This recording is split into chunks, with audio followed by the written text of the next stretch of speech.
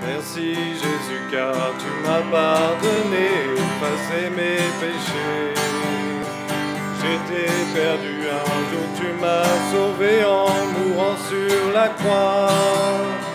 Tu es lumière, la parole de vie, la vérité, la grâce infinie, car c'est en toi que se trouve le pardon. Ressuscité tu... Bonjour et bon dimanche à tous. On va commencer par faire une lecture dans Matthieu chapitre 26, verset 6. Je commence. 26, verset 6. Jésus étant à Béthanie, dans la maison de Simon le lépreux, une femme s'approcha de lui, ayant un vase d'albâtre plein d'un parfum de grand prix, et le lui répandit sur la tête pendant qu'il était à table. Et ses disciples, voyant cela, en furent indignés et dirent « À quoi bon cette perte ?» Car on pouvait vendre bien cher ce parfum et en donner l'argent aux pauvres. Mais Jésus, connaissant cela, leur dit « Pourquoi faites-vous de la peine à cette femme, car elle a fait une bonne action à mon égard. Vous aurez toujours des pauvres avec vous, mais vous ne m'aurez pas toujours. Et si elle a répandu ce parfum sur mon corps, elle l'a fait pour ma sépulture. Je vous le dis en vérité que dans tous les endroits du monde où ce message de la grâce sera prêché, ce qu'elle a fait sera aussi raconté en mémoire d'elle. » Alors l'un des 12, appelé Judas Iscariote, s'en alla vers les principaux sacrificateurs et leur dit « Que voulez-vous me donner ? Et je vous le livrerai. » Et ils comptèrent 30 pièces d'argent. Dès lors, Judas cherchait une occasion favorable pour livrer Jésus. Voilà, alors quand dans les films hollywoodiens on vous dit que c'était pas pour l'argent que Judas l'a vendu, mais c'est qu'il voulait provoquer Jésus en le mettant dans une situation difficile afin qu'il réagisse, gna gna gna gna gna. C'est faux, la Bible dit que c'était pour l'argent qu'il l'a vendu. Voilà, ça c'est dit. Il y a beaucoup de choses qui sont... Vous savez, je suis au courant de ce que beaucoup de loups ravisseurs se sont introduits dans les églises pour raconter des histoires invraisemblables. Et beaucoup prêchent plus au sujet de l'argent qui sauve que de Jésus qui sauve. Ils vous prêchent une espèce de ce qu'on appelle couramment maintenant l'évangile de la prospérité. Mais ce n'est pas parce qu'il y a des gens malhonnêtes dans les églises qui se font un pognon fou sur le dos de leurs fidèles qu'il n'y a rien dans la Bible qui parle de l'argent et de la façon de l'utiliser. Ce matin, je prends le risque de passer pour un prédicateur de l'évangile de la prospérité au regard des superficiels et de ceux qui ont décidé que je suis malhonnête. Tant pis pour eux. Je ne suis pas un prédicateur de l'évangile de la prospérité, mais je dois vous dire la vérité concernant la prospérité selon les Écritures. La vérité, c'est que ce n'est pas la volonté de Dieu que nous vivions pécheurs, coupables, malades, malheureux, pauvres, voués à l'échec, dans la misère, dans la précarité. Ça n'est pas la volonté de Dieu. Dieu ne veut pas ça pour ses enfants. Jésus a dit qu'il y aurait toujours des pauvres sur cette terre. Oui, on sait qu'il y en a encore, mais il nous a donné à nous l'ordre de leur venir en aide. Quand il vivait sur cette terre, Jésus venait en aide aux pauvres. D'ailleurs, quand Judas est sorti pour aller livrer Jésus, l'Évangile nous dit que les disciples ont pensé qu'il allait donner de l'argent aux pauvres sur ordre de Jésus. C'était courant, Jésus, d'aider les pauvres. Et Jésus veut que nous suivions son exemple. Ce qu'il faisait, il veut que nous le fassions aujourd'hui. Aujourd'hui, Jésus n'est plus en chair et en os sur cette terre, mais tout ce que nous faisons aux autres, Jésus dit, c'est à moi que vous le faites. On trouve ça dans Matthieu 25, 40. si vous donnez quelque chose à une personne nécessiteuse, c'est à Jésus que vous le faites. Cette femme, quand j'étais plus jeune, on avait un billet en Suisse, un billet, je crois que c'était le billet de 100 francs suisses. On voyait celui qu'on appelle Saint-Martin, qui était descendu de son cheval et qui partageait son vêtement en deux pour le donner à un pauvre, la moitié de son vêtement. Et dans la nuit, Jésus est apparu à celui qu'on appelle maintenant Saint-Martin, et Jésus était revêtu avec la moitié du manteau, et il a dit, ce que tu as fait pour ce pauvre, c'est à moi que tu l'as fait. Et c'est une histoire qui s'est répandue dans le monde entier. On connaît cette histoire, et c'était même sur un billet je crois que c'était 100 francs suisses à l'époque, je ne sais pas maintenant comment c'est. Cette femme a donné un parfum de grande valeur à Jésus en personne. De nos jours, on ne peut plus donner quoi que ce soit à Jésus en personne, c'est-à-dire en chair et en os, puisqu'il n'est plus en chair et en os sur cette terre. Par contre, nous avons des pauvres. Il dit, des pauvres, vous l'aurez toujours avec vous, mais moi, vous ne m'aurez pas toujours. Et maintenant, il n'est plus là, on ne peut plus lui offrir du parfum, lui offrir une Rolls, lui offrir... c'est pas possible. Mais ce qu'on fait pour les pauvres, c'est à lui qu'on le fait. Nous avons des pauvres à qui nous pouvons donner, et leur donner quelque chose, c'est le donner à Jésus. Actes des Apôtres, chapitre 20, verset 35, nous enseigne qu'il y a plus de joie à donner qu'à recevoir. Est-ce que vous pensez qu'il y a certaines personnes qui ne peuvent pas bénéficier de cette joie? Non, tout le monde peut bénéficier de cette joie. C'est vrai. Si vous êtes pauvre, ça ne signifie pas que vous ne pouvez pas connaître la joie de donner. On a toujours un petit quelque chose à donner, toujours. Ne serait-ce qu'une visite, un sourire, quelque chose, partager quelque chose. On peut toujours donner quelque chose. Le plan du salut de Dieu pour tous, pour les riches, pour les moyennement riches, pour les pauvres, ce plan est le même pour tous. Un jour, j'ai demandé à Frère Osborne, mais est-ce que vous prêchez au sujet de l'argent en Afrique chez les pauvres? Il dit, mais surtout chez les pauvres là-bas en Afrique, parce qu'ils en ont plus besoin encore que nous qui sommes quand même des nantis par rapport à eux. Ce plan de Dieu inclut tout bienfait, toute bénédiction qui nous sont nécessaires ou que simplement nous désirons, à condition d'accepter le règne de Jésus sur notre vie en tant que maître. Et que nous nous efforcions de le glorifier en tout ce que nous pensons, en tout ce que nous disons, en tout ce que nous faisons. Cela, c'est ce qui nous met dans la bonne perspective vis-à-vis des bienfaits que Dieu tient en réserve pour nous et nous destine ici-bas sur cette terre. Le fait de vouloir s'enrichir en donnant sa dîme, c'est une grossière erreur. On donne notre dîme, le 10e de notre revenu, pour aider les pauvres. C'est ça qui plaît à Dieu.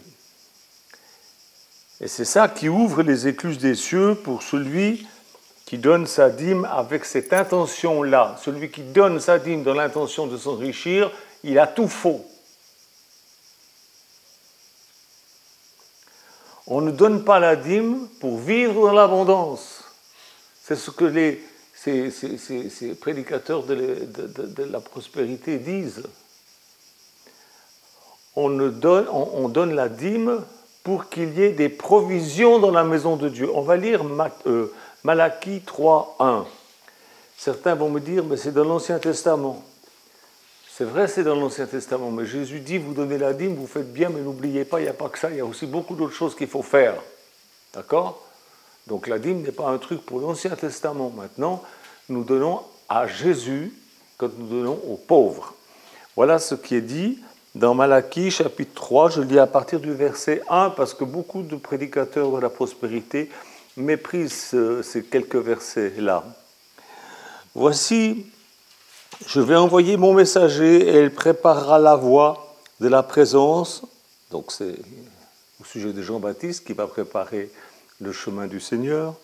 Et soudain il entrera dans son temple, le Seigneur que vous cherchez, lui qui est le messager de l'alliance que vous désirez. Voici, il vient, a dit l'admirable des armées. Et qui pourra soutenir le jour de sa venue? Et qui pourra subsister quand il paraîtra?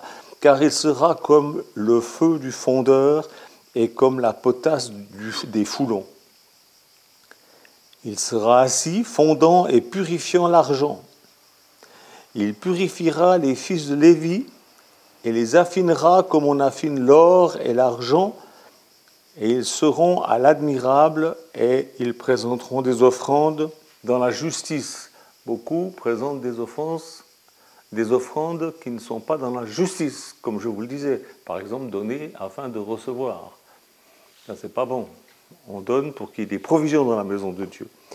Alors l'offrande de Juda, c'est-à-dire la tribu de Jérusalem, sera agréable à l'admirable comme aux jours anciens, comme aux années d'autrefois. C'est-à-dire que les offrandes qui étaient faites avant, elles étaient faites, mais elles n'étaient pas agréables à Dieu. Je ne m'approcherai de vous, et je m'approcherai de vous pour le jugement, et je me hâterai de témoigner contre les enchanteurs, contre les adultères, contre ceux qui jurent faussement, contre ceux qui retiennent le salaire des mercenaires ou des ouvriers, qui oppriment la veuve et l'orphelin, qui font tort à l'étranger et qui ne me craignent pas, a dit l'admirable des armées. Car je suis l'admirable, je ne change pas, et vous, enfants de Jacob, vous n'avez pas été consumés.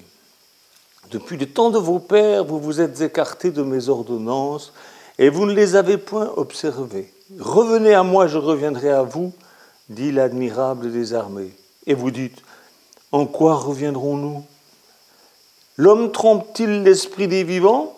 Car vous me trompez. Et vous dites, mais en quoi t'avons-nous trompé? Dans les dîmes et dans les offrandes. Pourtant, il donnait les dîmes et les offrandes, mais ce n'était pas agréable à Dieu parce que c'était fait dans une mauvaise intention. Vous êtes frappés de malédiction et vous me trompez, vous la nation entière. Apportez toutes les dîmes à la maison du trésor et qu'il y ait de la provision dans ma maison. Et éprouvez-moi en cela, dit l'admirable des armées, si je n'ouvre pas les écluses des cieux et si je ne répands pas sur vous la bénédiction sans mesure. Je détournerai de vous le rongeur, il ne vous détruira pas le fruit de la terre, de vos vignes, et elles ne seront point stériles, et ne seront point stériles dans la campagne, dit l'admirable des armées. Et toutes les nations vous diront heureux, car vous serez un pays de délices, dit l'admirable des armées. Alors, Dieu vient pour purifier son peuple. Il purifie l'argent et il purifie son peuple. C'est ce qu'on vient de lire, versets 2 et 3. Il sera comme un feu purificateur. Il purifiera les fils de Lévi, c'est-à-dire ceux qui le servent, ceux qui sont au service de Dieu. Dieu ne veut pas qu'on le serve si on n'est pas purifié. Et même la dîme, on ne peut pas acheter Dieu avec la dîme. Ce n'est pas parce que vous donnez votre dîme que Dieu est obligé de vous bénir. Non. Il s'en fiche de votre argent. Ce que Dieu veut, ce sont des cœurs purs. C'est ça qui est important. Sans cette purification, les offrandes que les croyants apportent à l'Église ne sont pas agréables à Dieu. Verset 4. C'est ce qu'on vient de lire. Dieu, quand il s'approche de son peuple, c'est pour un jugement.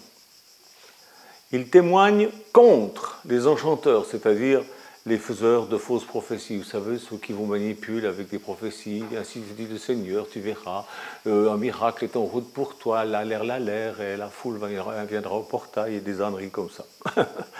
Contre les adultères, c'est-à-dire physiques et spirituels, c'est-à-dire ceux qui enseignent des choses spirituelles qui sont fausses, contre des faux témoins, contre ceux qui ne payent pas correctement les ouvriers. Si vous avez des ouvriers et que vous les traitez en esclaves, c'est grave. Contre ceux qui oppriment la veuve et l'orphelin et qui ne prennent pas soin d'eux, verset 5. Vous vous rappelez, je vous ai cité le texte dans Ézéchiel où il est dit quel était le péché de Sodome, c'était d'être dans l'abondance et de ne pas prendre soin de la veuve et de l'orphelin et de ne pas tendre la main aux indigents, de ne pas aider les pauvres. C'est ça être un sodomite.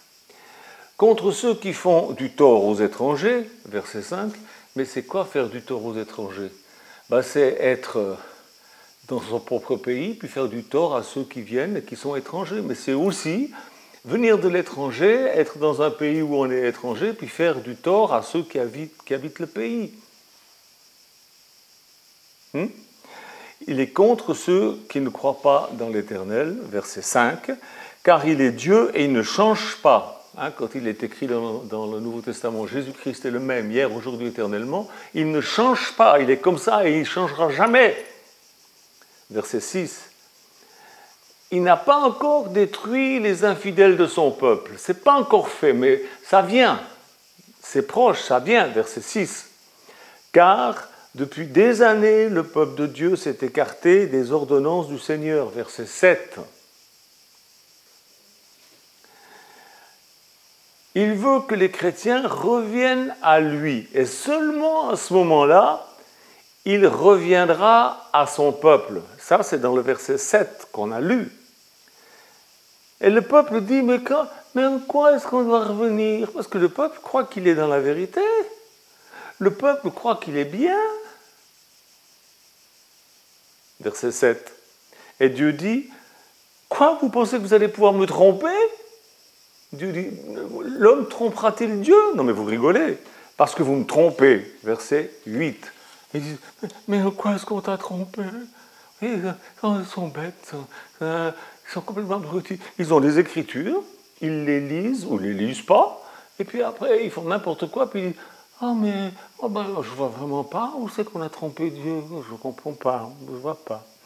Même si vous avez donné votre dîme et vos offrandes, si vous l'avez fait dans le but de vous enrichir, vous avez trompé Dieu. Si vous ne donnez pas votre dîme, vous trompez Dieu. Il dit carrément, vous êtes maudits si vous ne le faites pas. Vous êtes maudits si vous le faites mal.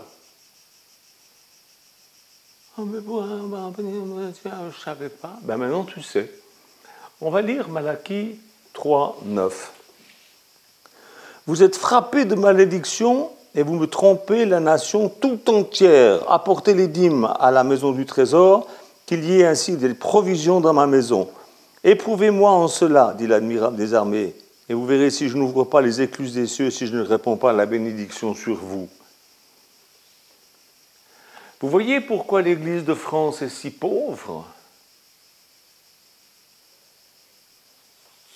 Parce qu'elle est maudite. Parce qu'elle n'apporte pas à la maison de Dieu les dîmes et les offrandes dans le but qu'il y ait des provisions dans la maison de Dieu. À quoi servent ces provisions dans la maison de Dieu? À pourvoir aux besoins des pauvres. La maison de Dieu est l'endroit où sont organisées des œuvres de bienfaisance. Si vous donnez 10 balles à un pauvre par-ci, par-là, c'est bien, mais si on peut centraliser ça dans la maison de Dieu et faire des grands coups, comme on a fait dernièrement en envoyant 1 tonne de riz là-bas pour ces 60 personnes âgées, c'est quand même plus intéressant de pouvoir faire ça que de donner 1 kilo de riz par-ci, 1 kilo de riz par-là, en étant une église, un corps qui fait les choses ensemble, d'un seul cœur, d'une seule âme, qu'il y ait des provisions dans la maison de Dieu pour qu'il y ait une gestion pour pouvoir aider les pauvres. Ça ne veut pas dire que personnellement, vous n'avez pas le droit d'aider un pauvre que vous croisez.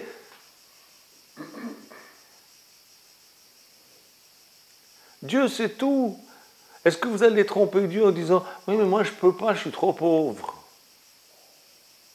Dieu sait tout. Il sait que vous avez de quoi apporter votre dîme et vos offrandes pour ceux qui sont plus pauvres que vous. On trouve toujours plus pauvres que soi. Oh mais Michel, tu ne connais pas ma situation. Dieu connaît ta situation et te dit, mets-moi à l'épreuve, mets-moi à l'épreuve et tu verras si je ne réponds pas sur toi la bénédiction en abondance.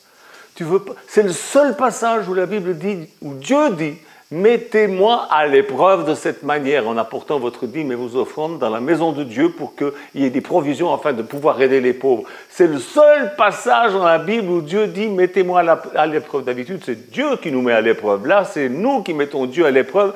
Voilà, on va voir si ce que tu dis c'est vrai, on va le faire. Maintenant, on va lire tout haut ce que le peuple chrétien dit tout bas. Versets 13 à 18, toujours dans Malachie. « Vos paroles sont violentes contre moi, dit l'admirable. Et vous dites, « Qu'est-ce qu'on a dit contre toi ?» Vous avez dit, « C'est en vain qu'on sert l'esprit des vivants. Qu'avons-nous gagné d'avoir observé ces ordonnances et d'avoir marché en habit de deuil devant l'admirable des armées. » Nous tenons maintenant pour heureux les orgueilleux, ceux qui commettent les méchancetés, ils prospèrent, oui, ils tentent l'esprit des vivants et ils échappent. Alors ceux qui craignent l'admirable se sont parlé l'un à l'autre, et l'admirable a été attentif et il les a écoutés. Et un mémoire, un livre de souvenirs, fut écrit devant Dieu pour ceux qui craignent l'admirable et qui pensent à son nom. Ils seront à moi, dit l'admirable des armées, au jour que je préparerai mes plus précieux joyaux. Ils seront ma propriété, et je les épargnerai comme un homme épargne son fils qui le sert. Et vous verrez de nouveau la différence qu'il y a entre le juste et le méchant, entre celui qui sert l'esprit des vivants et celui qui ne le sert pas. Pour le moment, on ne voit pas trop la différence. Le bon grain et l'ivraie poussent dans l'Église en même temps. Ils ont tous l'air d'être des bons chrétiens. Mais quelles sont leurs intentions?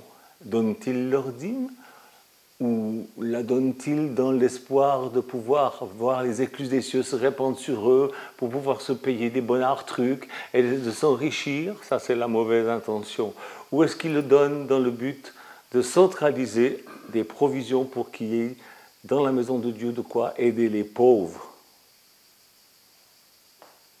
Notre frère Philippe va retourner là-bas au Burkina d'ici quelques jours pour pouvoir continuer cette œuvre que nous avons commencée. Eh bien oui, mais tout ça, ça coûte de l'argent.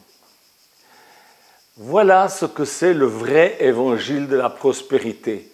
Je vous ai montré ce que c'est le faux évangile de la prospérité et je vous ai montré ce que c'est le vrai évangile de la prospérité.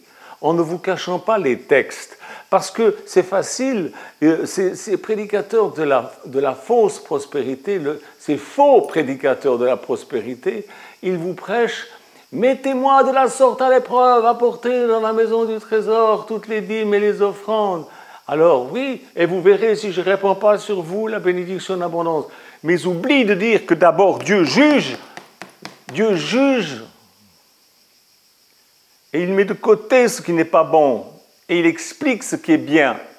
Et il dit quelles sont les mauvaises attitudes. Il ne dit pas que ces gens-là ne donnent pas leur dîme. Il dit qu'ils la donnent mal et que ça n'est pas agréable à Dieu. La façon dont ils donnent leur dîme n'est pas agréable à Dieu. Alors il y a ceux qui ne donnent pas leur dîme et qui sont désagréables à Dieu. Et il y a ceux qui donnent leur dîme de la mauvaise manière et qui sont aussi désagréables à Dieu. Et après on se dit, mais quoi est-ce qu'on a trompé Dieu? Je ne comprends pas. Ben maintenant je vous l'ai dit. Maintenant vous le savez. Alors mettez Dieu à l'épreuve et vous verrez. Que Dieu vous bénisse, que Dieu vous garde, que Dieu vous aide.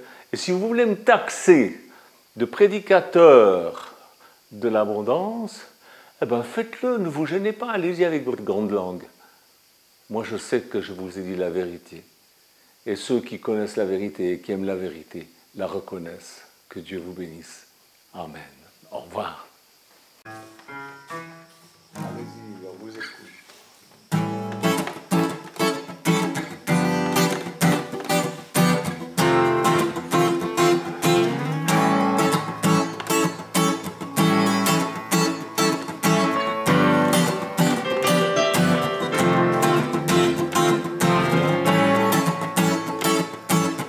À la